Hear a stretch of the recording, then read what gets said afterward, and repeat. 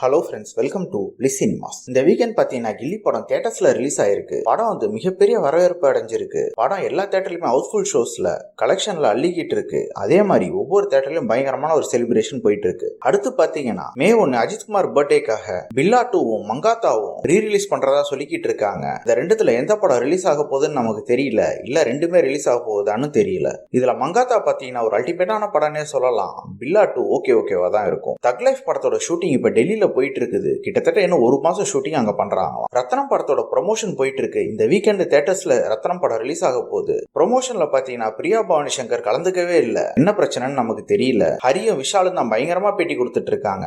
ஒரு சூப்பரான ப்ரொமோஷன்னே சொல்லலாம் இந்த வாட்டி அவங்க கிட்ட இருந்து. அதே மாதிரி விஷாலோட அடுத்த படமான துப்பறிவாளன் 2 விஷாலே தான் டைரக்ஷன் பண்றாங்க. மிஷ்கின் ஆல்ரெடி வெளியே போயிட்டாங்கன்றது நம்ம எல்லாருக்குமே தெரிஞ்ச விஷயம் தான். இப்போ அந்த படத்தோட ஃபுல் ஸ்கிரிப்டுமே மாத்துறாங்களாம். மிஷ்கின் டைரக்ட் பண்ண போர்ஷன்ஸ் எதுவுமே படத்துல கிடையாதான். ஃபுல் அண்ட் ஃபுல் துப்பறிவாளன் 2 விஷால் பண்றாங்க.